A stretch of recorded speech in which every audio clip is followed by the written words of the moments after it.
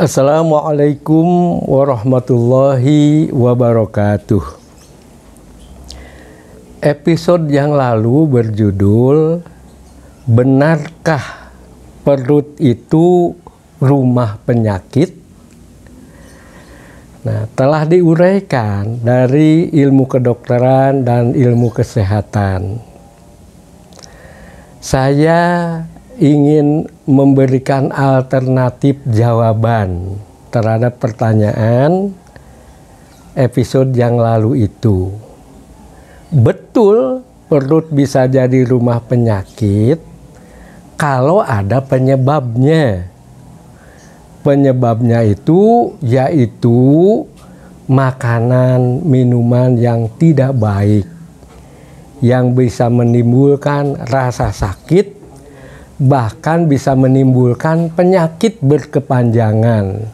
Itu makanan dan minuman. Apalagi kalau makanan minuman itu berasal atau berupa makanan dan minuman yang diharamkan. Namun kita perlu menjawab, tidak, untuk saya tidak bisa, jangan. Perut itu menjadi sumber penyakit, jadi rumah penyakit, tidak boleh. Nah, untuk menjawab tidak boleh, tidak bisa, itu juga perlu ada tindak lakunya. Pelaksanaan dalam makan minum itu bagaimana? Nah, itu betul, nanti bisa jawabannya tidak boleh perut ini jadi rumah penyakit. Karena itu mari kita perhatikan sabda Nabi yang menyatakan begini. Ma mala'a adamiyun wi'aan syarron min batnihi. Seseorang Bani Adam, tegasnya seseorang, tidak akan merusak perutnya, tidak akan mendatangkan syarron, keburukan, mudorot bagi perutnya. Ya, seseorang tidak akan merusak perutnya kalau, ini sabda Nabi berikutnya, bihasbi ibni Adam ukulatun yukim nasul bahu. Bagi seseorang sebenarnya cukup ukulatun, beberapa suap makanan, yukimna sulbahu, yang bisa menegakkan kembali tulang punggungnya.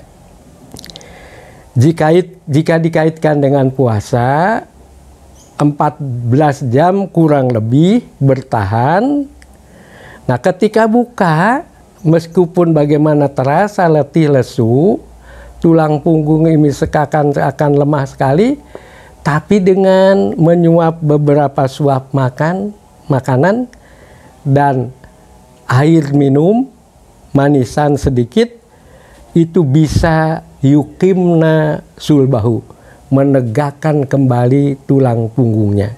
Keletihannya, kecapeannya, lemah badannya bisa kembali pulih, kuat lagi. Fa'inkana la mahalata, jika tidak ada penghalang untuk menambah, perhatikan patokan matematis dari Nabi. Fasulusun lito'amihi, sepertiga untuk makanan, wasulusun lisyarobihi, sepertiga untuk minuman, wasulusun linafasihi, dan sepertiga untuk bernapas. Ini hitungan matematis dari Nabi.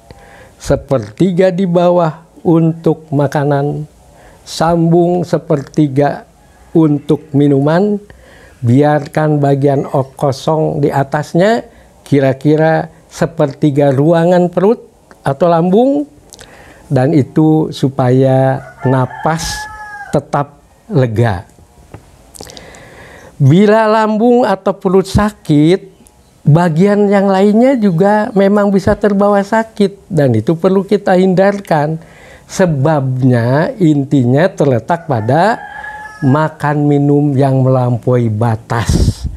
Melampaui batas mengenai jumlahnya, volumenya, melampaui batas karena tidak cukup dengan yang halal. Yang haram diembat juga, itu melampaui batas. Jangan sampai melampaui batas dalam makan minum. Karena itu perlu dilakukan pengendalian diri, mengendalikan diri, melakukan diet atau pantang. Pantang itu menjauhkan makanan-makanan yang tidak cocok. Mungkin juga ada makanan yang halal tapi tidak cocok. Misalnya bagi saya memantang makanan yang pedas-pedas, yang asem, itu saya pantang itu, tidak saya lakukan. Karena apa? Tidak cocok. Kalau itu masuk sedikit aja terasa pedih.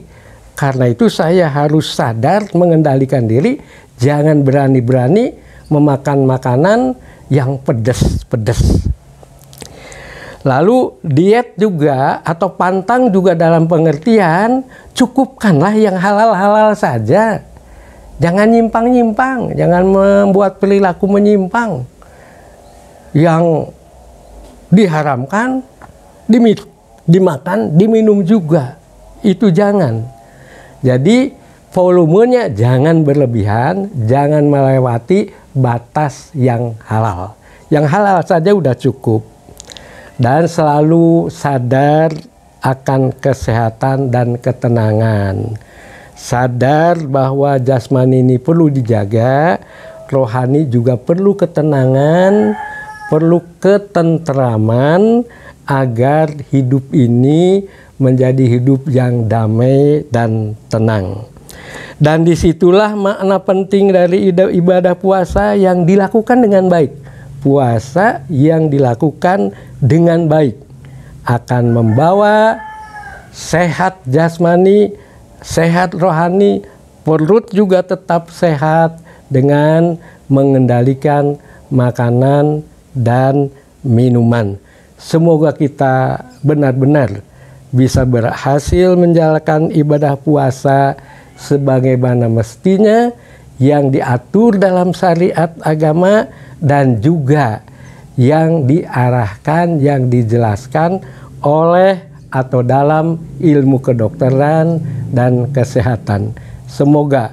Wassalamualaikum warahmatullahi wabarakatuh.